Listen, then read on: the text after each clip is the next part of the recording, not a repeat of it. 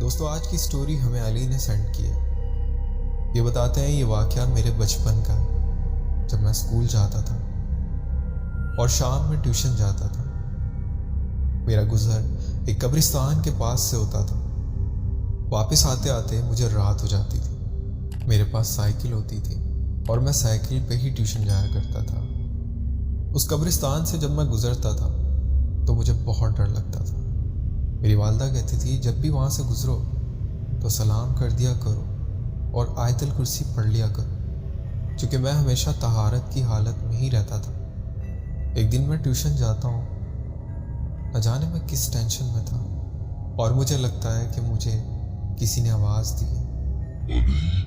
میں پیچھے مڑ کے دیکھتا ہوں، مجھے کوئی نظر نہیں آتا، چونکہ وہ ایک طویل قبرستان تھا۔ وہ روڈ سنسان پڑا تھا، وہاں اور کوئی نہیں تھا۔ وہ آواز سنتے ہی میرا جسم لرز گیا۔ تھوڑا آگے جانے پہ مجھے پھر آواز آتی ہے، میرا نام کوئی پکار رہا تھا، علی۔ میں پھر سے پیچھے مڑ کے دیکھتا ہوں، مجھے مگر کوئی نظر نہیں آتا۔ میری اب اتنی ہمت بھی نہیں تھی کہ میں اور سائیکل چلاؤں، لیکن میں پھر بھی ڈرتا ڈراتا وہ سائیکل چلانا شروع جاتا، کیونکہ ایک کہاوت ہے کہ کوئی مخلوق اگر آپ کو پیچھے سے آواز دے تو پیچھے مڑ کے نہیں دیکھنا چاہیے۔ میں 2 سے 3 بار دیکھ چکا تھا۔ میں اپنے ڈر پہ کنٹرول کرنے کی کوشش کر رہا تھا کہ اب مجھے پیچھے سے آواز آئی تو میں پیچھے مڑ کے نہیں دیکھوں گا، کہ اچانک مجھے پھر سے آواز آتی ہے اور میں پیچھے مڑ کے نہیں دیکھتا۔ میں سائیکل کو اور تیز چلانا شروع جاتا ہوں کہ مجھے ایسا محسوس ہوتا ہے کہ میرے پیچھے کوئی بھاگ رہا ہے۔ میں دل ہی دل آیت الکرسی پڑھنا شروع جاتا ہوں اور سائیکل کو تیز کر دیتا ہوں کہ اچانک مجھے اپنی سائیکل پہ عجیب سا وزن محسوس ہوتا ہے کہ میری سائیکل اب اور تیز نہیں چل رہی، آہستہ آہستہ سلو ہو رہی ہے۔ میں اور زور لگا رہا ہوں، اپنی سائیکل کو تیز چلانے کی کوشش کر رہا ہوں۔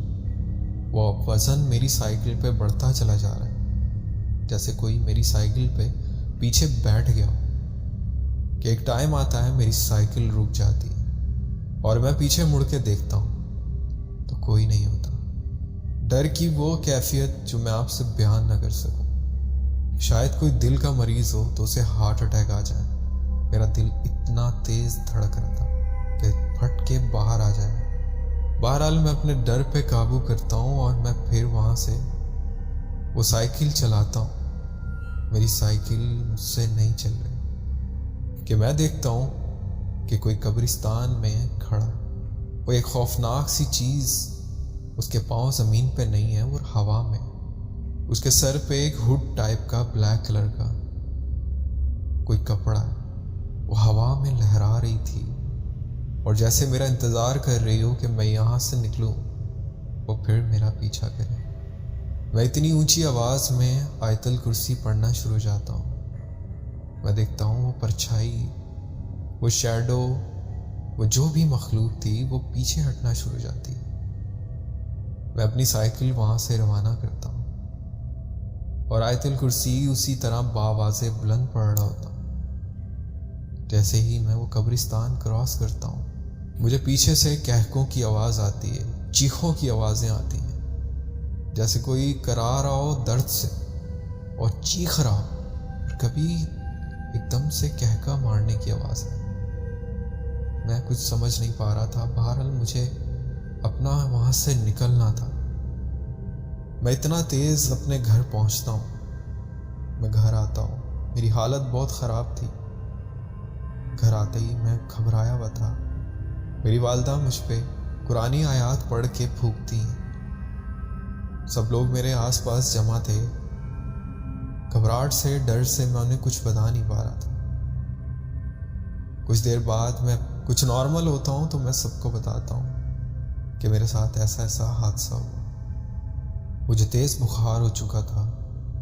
آدھی رات کو جب سب سو جاتے ہیں، مجھے ایسا محسوس ہوتا ہے کہ باہر وہی بلیک شیڈو موجود ہے، چونکہ مجھے اپنے گھر کے باہر سے اس کی آہٹ سنائی دے رہی تھی، اور اتنے میں مجھے آواز آتی ہے، علی مجھے گھر کے باہر وہی آواز رات میں سنائی دیتی ہے۔ میں ڈر سے اٹھتا ہوں اور میں زور زور سے چیخیں مارنا شروع ہو جاتا ہوں۔ میرے گھر والے میرے کمرے میں آ جاتے ہیں۔ میں انہیں بتاتا ہوں کہ وہ آواز مجھے پھر سنائی دی ہے، وہ میرے گھر کے آس پاس آ چکا ہے۔ بہرحال وہ رات کیسے تیسے گزرتی ہے۔ صبح میرے والد مجھے ایک مولانا صاحب کے پاس لے جاتے ہیں جو مجھ پہ دم کرتے ہیں، مجھے تعویذ بنا کے دیتے ہیں اور مجھے بتاتے ہیں کہ تم اس قبرستان کے پاس سے گزرے، وہاں کوئی شیطانی طاقت تمہارے پیچھے لگ چکی ہے، یہ تعویذ پہن کے رکھنا، اس کا اثر تم پہ نہیں ہوگا۔